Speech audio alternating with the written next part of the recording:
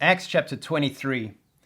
And looking intently at the council, Paul said, "Brothers, I have lived my life before God in all good conscience up to this day." So this is Paul standing before the council of the chief priests and the elders, all these religious leaders. This is made up of Sadducees and of Pharisees, and they are being forced by the tribune to hear the accusations that have come against Paul that have been brought by the Asian Jews who were in Jerusalem during Pentecost, and they had seen Paul in the temple, and they know Paul from Ephesus and from Asia Minor, and so they hate him, and they're there wanting to kill him. They cause a huge big commotion and an uproar. They beat Paul. Paul is taken into custody by the tribune, the Roman commander here in Jerusalem. He's bound Paul, and then he found out Paul was a citizen, and he realized he's bound him illegally, and so now he's having to try to find out who Paul is and if he was justified in binding him. And so he's made the council hear the accusations against Paul. This is not the first time Paul has been in this kind of situation. It happens a lot in his life. It just seems that wherever he goes, there's revivals and riots. And so here he finds himself again in front of very religious Jewish leaders having to defend himself. And he basically says, "I've lived my life in good conscience." In verse 2, "And the high priest Ananias commanded those who stood by him to strike him on the mouth." Just punch Paul in the mouth. Then Paul said to him, "God is going to strike you, you whitewashed wall. Are you sitting to judge me according to the law? And yet contrary to the law, you order me to be struck?"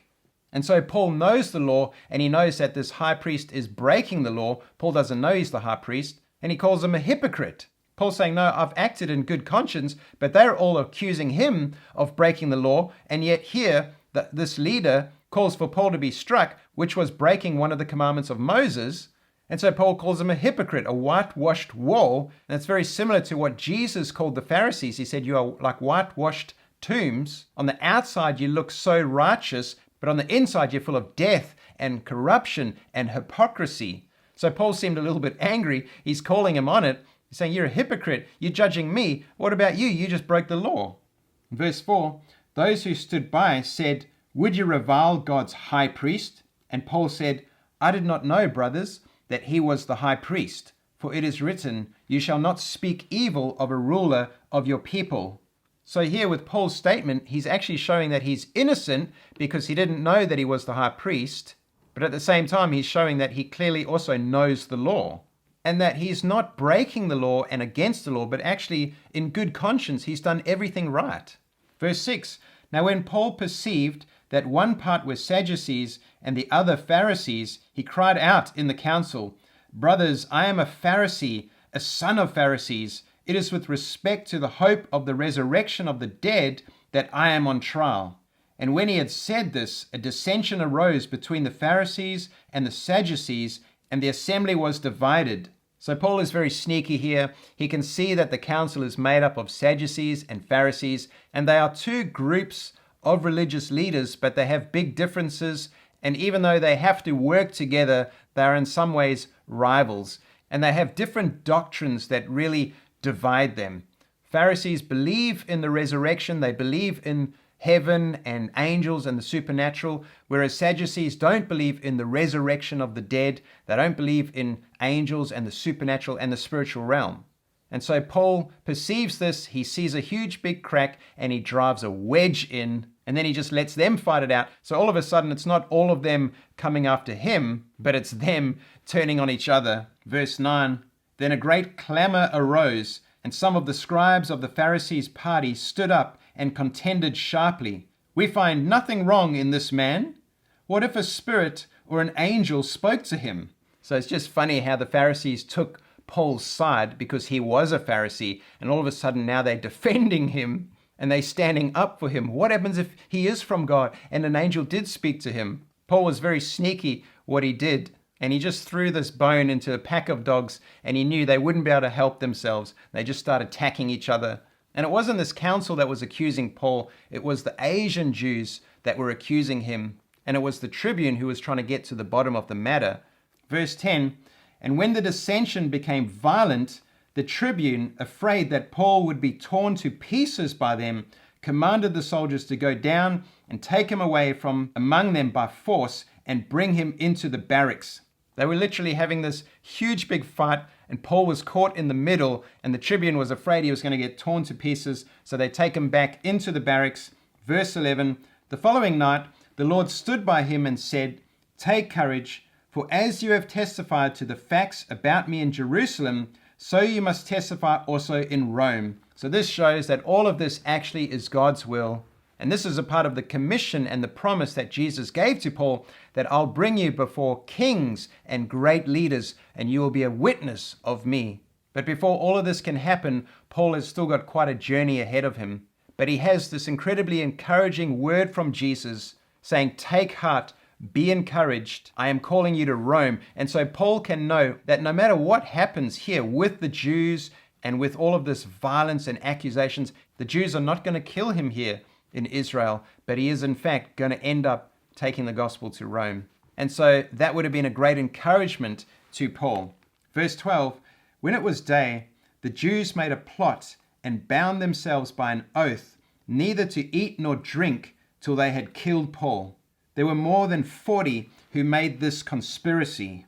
They went to the chief priests and elders and said, "We have strictly bound ourselves by an oath to taste no food till we have killed Paul. Now therefore you, along with the council, give notice to the tribune to bring him down to you, as though you were going to determine his case more exactly, and we are ready to kill him before he comes."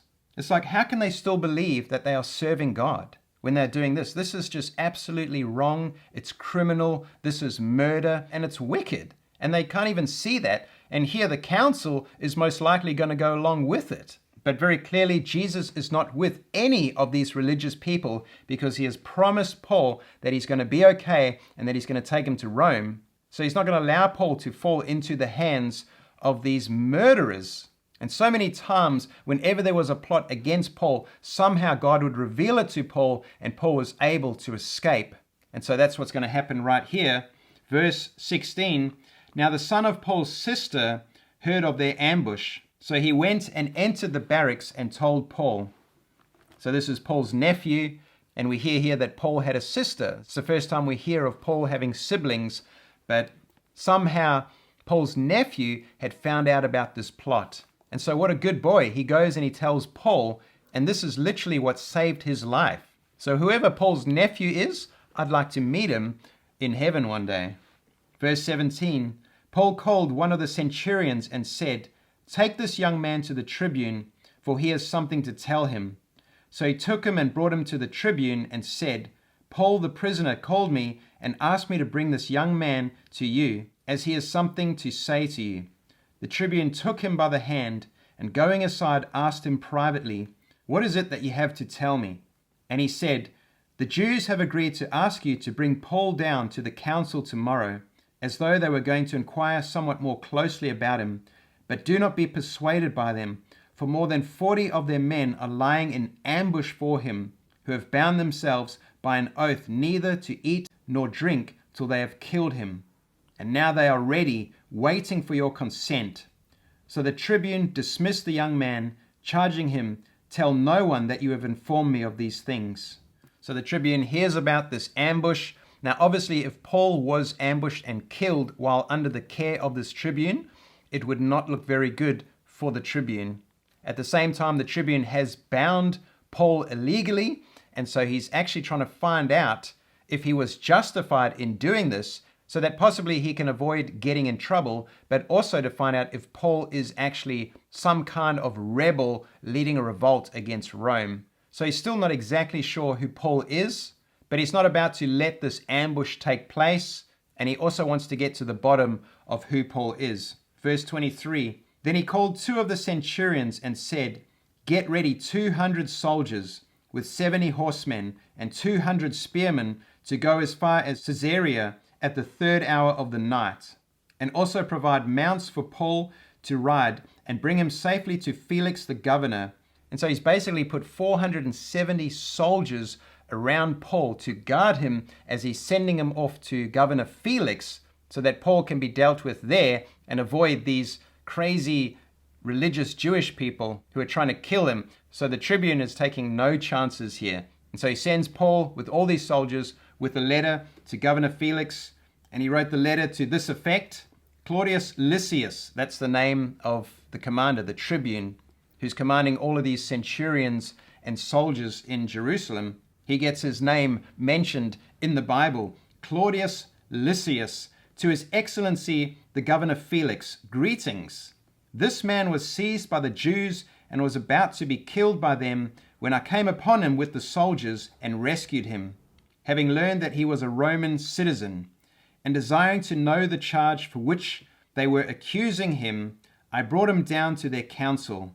I found that he was being accused about questions of their law, but charged with nothing deserving death or imprisonment. And when it was disclosed to me that there would be a plot against the man, I sent him to you at once, ordering his accusers also to state before you what they have against him. Verse 31, so the soldiers, according to their instructions, took Paul and brought him by night to Antipatris, and on the next day they returned to the barracks, letting the horsemen go on with him. When they had come to Caesarea and delivered the letter to the governor, they presented Paul also before him.